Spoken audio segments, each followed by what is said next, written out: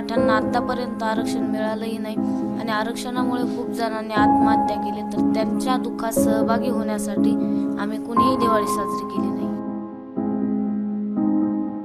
आरक्षण भेटलं तर मोठं, सगळ्यात मोठं फराळ तेच आमच्यासाठी.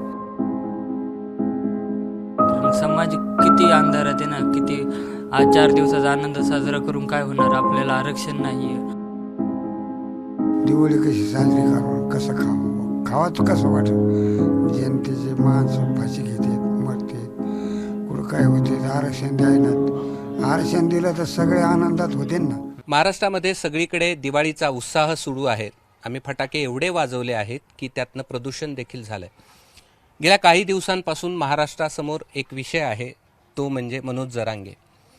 मनोज जरांगे यांनी स्पष्ट केलं की जोपर्यंत मराठा आरक्षण मिळत नाही तोपर्यंत मी माझ्या घराचा उंबराही चढणार नाही, मग ती दिवाळी असू देत किंवा काही असू देत. त्यांनी दिवाळी साजरी न करण्याचा निर्णय घेतलाय.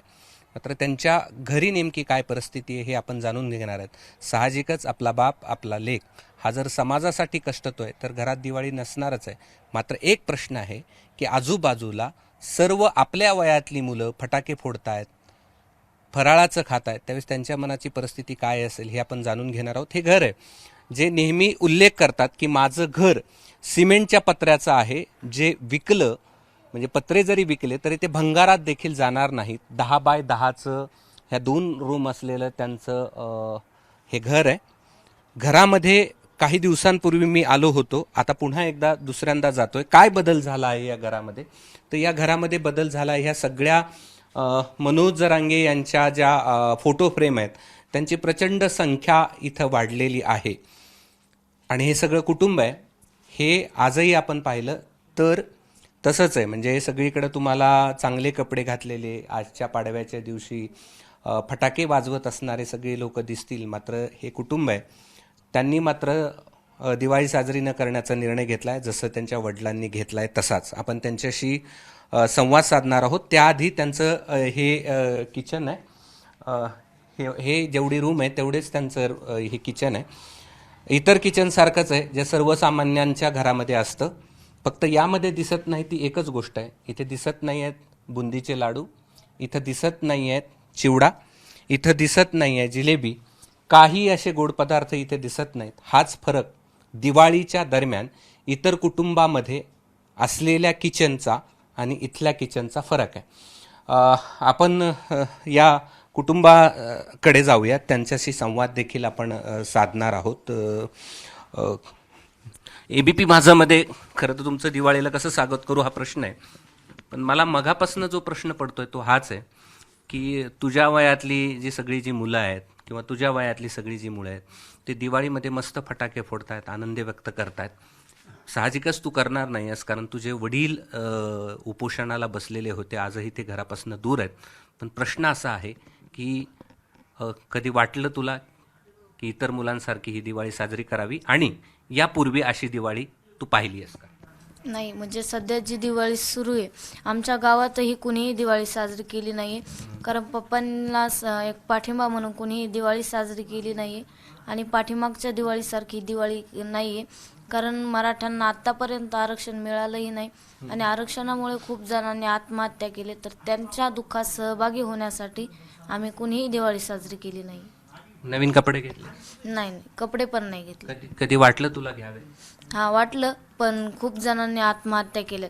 त्यांच्या घरात किती अंधार आहे आणि आपण नवीन कपडे घेऊन फटाके फोडून काहीच होणार नाही, तर आम्हाला त्यांच्या दुःखात सहभागी व्हायचे आणि त्यामुळे आम्ही एक नवीन कपडे वगैरे काहीच घेतले नाही.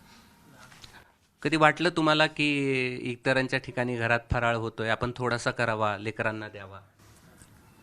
तसं वाटण्यासारखं म्हणजे काही बदल नाही, कारण आरक्षण भेटलं तर मोठं, सगळ्यात मोठं फराळ तेच आमच्यासाठी. आरक्षण भेटल्यावर ते सुद्धा घरी येते. अशी कधी दिवाळी यापूर्वी होती की तुमचे पती तुमच्यासोबत नाही, असं कधी घडलं यापूर्वी? हो, 2दा घडलेलं आहे. ज्यावेळेस ते 2 वर्ष बाहेर होते त्यावेळेस सुद्धा अशीच परिस्थिती आहे ना, आज सुद्धा तीच. त्याही वेळेस आंदोलनाच्यामुळे नाही, त्यावेळेस आंदोलनाच्या वेळे नाही, त्यावेळेस त्यांच्या सहकार्यावर आरोप करण्यात आलता. ते कोपर्डीच्या ताईवर जे न्यायालयात त्यावेळेस अशीच घटना झाली होती. तर ते त्यावेळेस सुद्धा घरी नव्हते. आम्ही त्यावेळेस सुद्धा दिवाळी साजरी नव्हती केली ना, ह्यावेळेस सुद्धा नाही करणार. बर. मग आता सरकारला काय सांगायचं? तुमच्या घराचा एवढा सगळा त्याग आहे. तुम्ही म्हणजे महत्त्वाचा सण असतो मराठी कुटुंबाचा दिवाळी, ते त्याच्यावरती देखील तुम्ही न साजरी करण्याचा निर्णय घेतला. सरकारला एवढं सांगेन, तुम्ही लवकरात लवकर आरक्षण द्या आणि 24 डिसेंबरपर्यंत तुम्ही आरक्षण दिलं तर अख्खा मराठा समाज तुमचा ऋणी राहीन. आणि आरक्षण जर तुम्ही दिलं तर सर्व मराठा समाज दिवाळी सण मोठ्या संख्येने साजरा करतो. त्या दिवशी तुम्ही पण करणार? ते घरी आले तर नक्कीच आम्ही सुद्धा करणार. आता काहीही बनवलेलं नाहीये सध्या काहीच नाही. जी सकाळचं आपलं जी स्वयंपाक असतो रोजचा तेच. बर. काय सांगशील? वडील बाहेर आहेत, दिवाळी आहे, तुझ्या वयातली मुलं फटाके वाजवत आहेत, आकाशाकडे पाहत आहेत, याचा सगळ्याचा आनंद घेत आहेत, मात्र तुला हा घेता येत नाही. आनंद कसा साजरा करू ना? आमचे वडील घरी नाहीत. परत किती आमच्या बांधवाने आतापर्यंत आत्महत्या केल्यात, त्यांच्या दुःखात सहभागी होता येतंय. ते खूप मोठं दुःख आहे, कारण आपण जर 4 दिवसाचा आनंद साजरा केला तर पण पाठीमागे त्यांच्या कुटुंबावर किती दुःखाचा डोंगर कोसळला आहे ना. त्याच्यामुळं नाही आम्ही आनंद साजरा करू. यापूर्वी अशी विना फटाक्याची किंवा विना आनंद व्यक्त करता दिवाळी पाहिली? हो, 2 वेळेस पाहिली, कारण तेव्हा पप्पा घरी नव्हते. त्या 2 वेळेस, फक्त 2 वर्ष, आणि हे तिसरं आहे. कारण समाज किती अंधारात आहे ना. किती आज 4 दिवसाचा आनंद साजरा करून काय होणार? आपल्याला आरक्षण नाही आहे, किती फीस कॉलेजला भरायला लागते, त्याचं खूप मोठं दुःख आहे. आणि पप्पा घरी नसल्यामुळे तर आज साजरी करू शकत नाही दिवाळी. काय बाबा, काय लेक घरात नाही आहे? नाही ना, पोरगच घरात नाही तर दिवाळी कशी साजरी करावं, कसं खावं? खावाचं कसं वाटत? जनतेचे माणसं फाशी घेतात, मरतात, कुठं काय होते, आरक्षण द्यायनात. आरक्षण दिलं तर सगळे आनंदात होते ना. दिवाळी कशी करावं? करताच येत नाही, दिवाळी करणारच नाही. जेव्हा आमचा मुलगा घरी येईल तेव्हा आम्ही आनंदाने दिवाळी करू, तोपर्यंत आम्ही काहीच करणार नाही. अशी कधी केली का दिवाळी? मग अशी झाली का तुमच्या आयुष्यात कधी दिवाळी? कशी का होत नाही? गोरगरिबाची दिवाळी थोडीशी काहीतरी करतो आपण.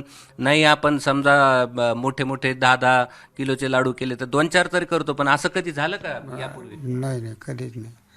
ह्या वेळेसच झालं फक्त. कधीच नाही असं. काय करता आता, गरीब मुलगा नसल्यामुळं लय अवघड लागतं ना. काय उपयोगच नाही. सण का करावंच कसा? करता येत नाही सण, आणि करणार बी नाही. आरक्षण दिलं यायनी, अवयांना देव मानते लोक, पण आरक्षणच द्यायनात ना. व्हायला द्यायनी शपथ देते ना आरक्षण, ते कधी देते ना. आता तुम्हाला काय सांगायचं का सरकारला? काय सांगू त्यांना? आपल्याला काय सांगता येते? आणि ते ऐकतात का आपलं? ऐकणार नाहीत ना. देते ते आरक्षण दे. ही सगळी घरची मंडळी आहेत. यांनी कोणीही दिवाळी साजरी केली नाही, साहजिकच करणारच नाहीत. कारण घरचा करता पुरुष या ठिकाणी समाजाच्या एका मोठ्या प्रश्नासाठी आंदोलन करतोय, जो घराच्या बाहेर आहे. आणि ह्यांचं सगळ्यांचं एकच मत आहे की ज्यावेळेस मुलगा घरी येईल त्यावेळेसच आम्ही या ठिकाणी दिवाळी साजरी करू. आणि मनोज पाटील जरांगे यांनी शपथ घेतली आहे की जोपर्यंत ते आरक्षणाचा प्रश्न मार्गी लावणार नाहीत तोपर्यंत हा जो उंबरा आहे तो ते ओलांडणार नाहीत. आता हा उंबऱ्याच्या आतमध्ये मनोज जरांगे यांना जर प्रवेश द्यायचा असेल आणि या सर्वसामान्य लोकांची, म्हणजे ज्यांचा मुलगा, ज्यांचे वडील मराठा समाजासाठी प्रचंड कष्ट करतायत, त्यांची दिवाळी साजरी करायची असेल तर सरकारने ही गोष्ट लक्षात घेतली पाहिजे की असे अनेक कुटुंब आहेत जे दिवाळी साजरी करत नाही आहेत. हे गावच पूर्ण दिवाळी साजरी करत नाही आहे. त्यामुळे हा प्रश्न लवकरात लवकर मार्गी लावावा, जेणेकरून दिवाळीसारखा जो महत्त्वाचा सण असतो त्याचं जे सुख आहे, त्याचा जो आनंद आहे, तो आनंद या कुटुंबासह संपूर्ण मराठा समाजाला अनुभवता येईल. त्यांच्यासाठी तो दिवाळीचा सण ठरेल, ज्या दिवशी आरक्षण मिळेल त्यामुळे लवकरात लवकर हा प्रश्न मार्गी लावावा हीच अपेक्षा एबीपी माझा देखील सरकारकडे करत आहे. कॅमेरामन महेशसह मी कृष्णा केंडे, एबीपी माझा, जालना. एबीपी माझा, उघडा डोळे बघा नीट.